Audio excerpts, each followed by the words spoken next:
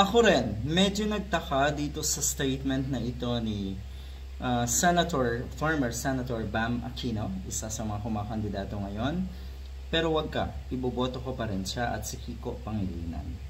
Medyo naguluhan din lang tayo kung bakit nga ito nasabi. Ito naman ay ambush interview sa siguro.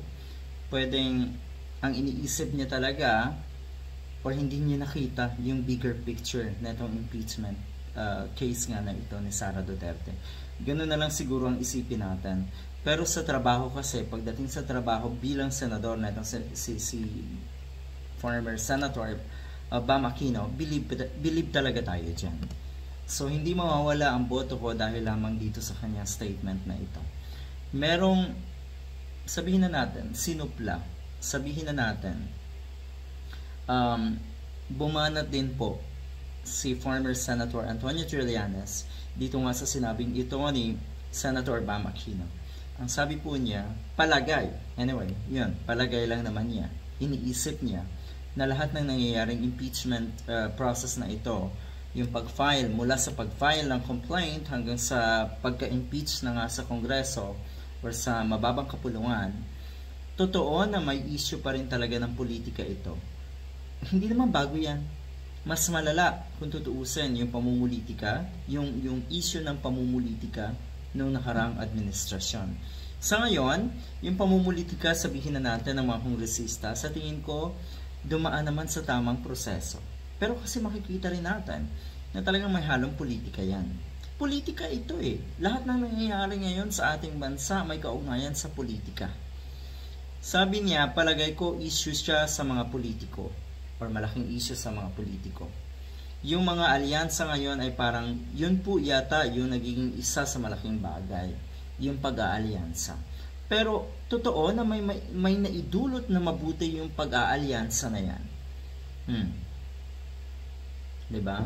Sumuporta ang mga kongresista, sabihin na natin, magkahiwalay na branch ng gobyerno yan, pero sumuporta eh. Sa nasa Malacanang, sabihin na natin, direktahan na. At syempre, suportado talaga nila ang liderato ng Kongreso. So, yan ang nangyari. Malaking bagay talaga yung magkaroon ng totoong pag-aalyansa. At kung ang alyansa ay para sa ikabubuti at ikaayos ng ating bansa, at sa mga ganitong pagkakataon na dapat maparusahan, yung mga nagkasala, yung mga sangkot sa anomalya, katulad niya ni Sara Duterte, pabor ako dyan. Pero yun nga, hindi lang talaga ito politika. Kasi ang iisip siguro na itong si former Senator Trillanes, na yung sinabing issue lang ng politika, parang out of the picture na yung mga kababayan natin, yung mga totoong kababayan, mga ordinaryong kababayan natin, na alam ang nangyayari at sumisigaw na rin na matanggal si Sara Duterte. Pero honestly, yun nga, sabi ni Senator Bam Aquino, hindi daw ito issue sa mga kababayan natin. Yun yung mali. Sa tingin ko, malaking issue ito para sa mga kababayan natin. Kung ang mga kongresista ay nag-represent ng bawat distrito, bawat probinsya ng ating bansa, siguro naman pinakinggan nila kung ano yung hinaing, kung ano yung sigaw ng mas nakararaming kababayan natin. At yan po ay lumalabas sa mga survey na mas marami ang mga kababayan natin na pabor sa impeachment natong si Sara Duterte. Puntahan natin sa Senator Trillanes.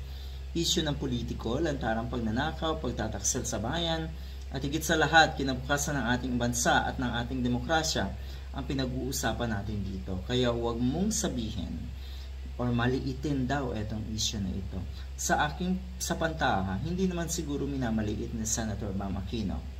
Pero totoo na posibleng hindi niya nakita yung malaking or yung bigger picture kung bakit dapat matanggal sa pwesto nga itong sa Sara Duterte. Good luck.